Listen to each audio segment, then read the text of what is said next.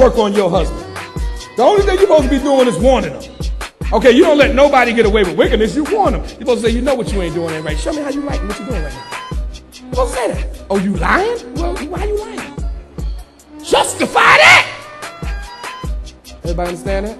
And then you walk off and say, let God be the judge between me and you. You don't sit there and argue, go back and forth. Something my mics. I'm hearing an echo. Everybody got that? Why is marriage so important? Why I talked about marriage during the rock? Why I talked about marriage during Born Again? Why am I talking about marriage now? Why was my last speaking engagement Keys to a Successful Marriage, Finding Your Soulmate? Because we're going to be in this together. And I'm going to tell you something. The times that we are headed into, we're going to need each other more than ever.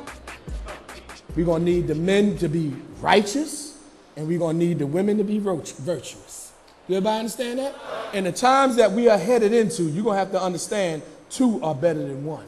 Because woe unto him that is alone. Do everybody understand that? Everybody got that? So before we actually get into these times, God is trying to give you the information. He's trying to give you the counsel that you need so you can be able to make it through those times. The book of Isaiah chapter 33 verse 6. But the ones of you that's missing the point, you're going to be some sorry individuals because you're going to catch hell in these times that's coming up because you didn't get the point. The book of Isaiah chapter 33 verse 6. Read that. And wisdom. Read it one more time. And wisdom. Read it again. And wisdom. Read on. And knowledge. Read on. And shall be what? The stability of thy time. What's going to make your time stable? The wisdom of God. What's going to make your time peaceful when all hell is breaking loose around you? The wisdom of God. Do everybody understand that? Now here's the difference. Here's the difference. God ain't taking us out of this world. Do y'all understand that? He's going to jack this world up, but he ain't going to take us out of this world. So that means we're going to be here while things is getting jacked up. The scripture says 1,000 shall fall at thy right hand, but it shall not come nigh near thee. Right? Which means whoever's wicked going to get jacked up by God. It's going to be right next to you. So because of the wicked world, we're going to be experiencing and witnessing a lot of evil things happening. But God ain't doing this to cause us to be fearful. He's doing this to punish the wicked. Now here's my reason for saying this. If one of you is righteous in the house and the next one of you is wicked in the house, don't you know that God going to shake that house? You don't know that? God going to get the wicked. He's going to shake the foundation of that house. And the ones of you that's righteous, you're going to be right there shaking with it. But you're going to be observing the judgment of the wicked. So this is why you don't let your husband get away with being negative. This is why you don't let your wife get away with being negative. Because you actually going to see their judgment. If you love them, you're going to fight for them. See, this is the part that we're not focusing on. You're getting mad at them when you're supposed to be worried about them. You're all upset with them when you're supposed to be concerned about what can happen because of the way they're dealing. Ain't you supposed to be trying to save your husband? I ain't get enough tons. I ain't get enough tons. Aren't you supposed to be trying to save your husbands? And aren't you supposed to be trying to save your wives? Huh? I gotta fix these mics, bro. Trying to save your wife, bro? Huh? If you're trying to save her, that means you can't let her get away with being wicked.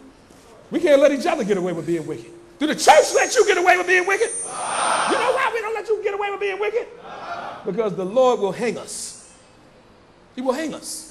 The scripture says that if he set a watchman upon a tower and he blow not the horn to warn the wicked from his wicked way, then the Lord going to judge the wicked, but his blood is going to be upon the watchman's head. Which means what? The Lord going to get you because he had to die. The Lord is saying he died because of you.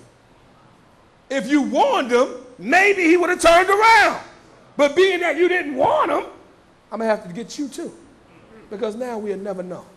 Even though we know God going to know. But he's saying you ain't going to never know. So that means you had no love, no care, and no concern for your brother.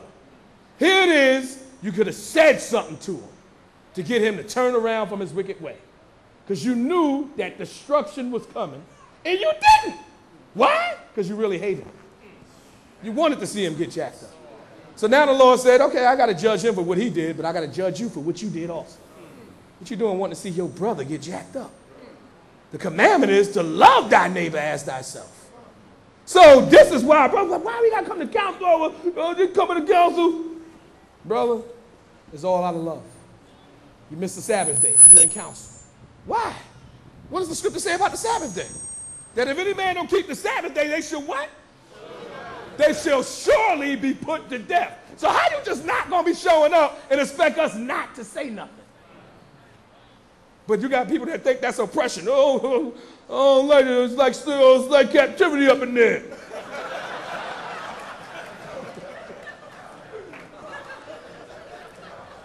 Right?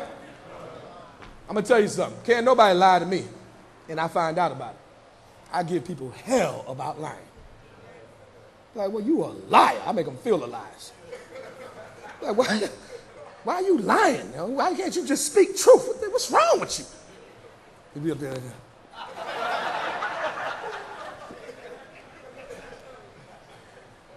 Everybody understand what I'm talking about? There's some time coming, and it's coming soon. 2008, I done put it up on the website. It's been on the website. It's the year of glory, but the year of glory for the nation of Israel is the year of destruction for the world. You see two sides to that letter. I talked about the Lord judging the world and blessing the nation of Israel. That's how the scriptures read. Do everybody understand that? Everybody got that? And you already can see, we in the beginning, we in February. This is the second month of the year, and all hell breaking loose in the world.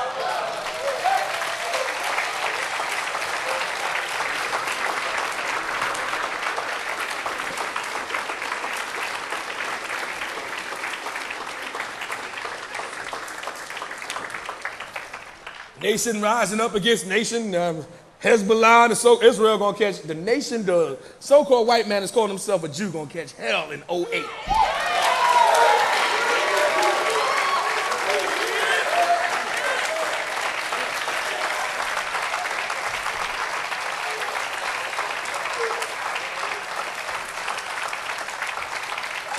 All over the world, not just in Jerusalem, all over the world, they're going to be getting them cats. They done started a new war. Okay, a new war done started in 2008, February 2008, when they killed that Hamas leader. Now they done declared open war on the so-called Jews again, and you're going to start seeing stuff blowing up all over the place.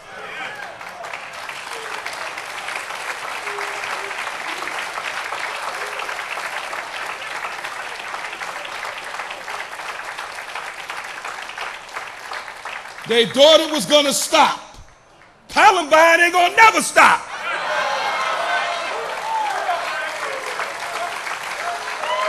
Now,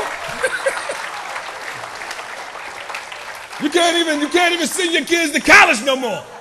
Esau can't even send his kids to college. They sit in the lecture hall, somebody standing with a Tech 9.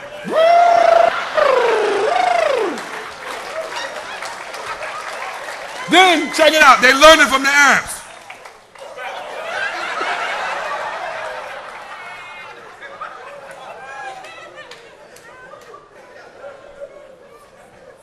A record number of tornadoes.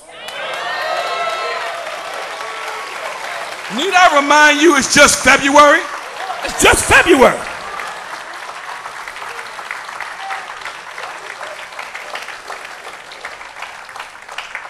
There's a runaway satellite headed towards Earth. Gonna hit something. We haven't pinpointed where it will land yet, but don't worry about it. Our calculations show that the Earth is 70% water, so most likely it's gonna land in the sea. You don't know where it's at, but you're gonna tell us where it's gonna most likely land.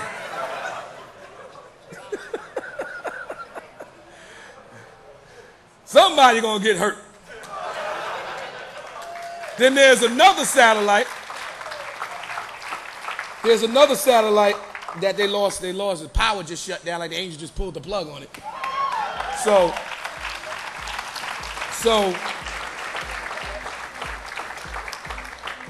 they got to shoot a missile at it to destroy it because they don't want the secrets to be given to another nation, which is more debris. coming out of outer space, hitting people. Do everybody understand that? Everybody got that? So, I mean, the world is already, God has begun to judge the world. And it's happening at a rapid speed. Do everybody understand that?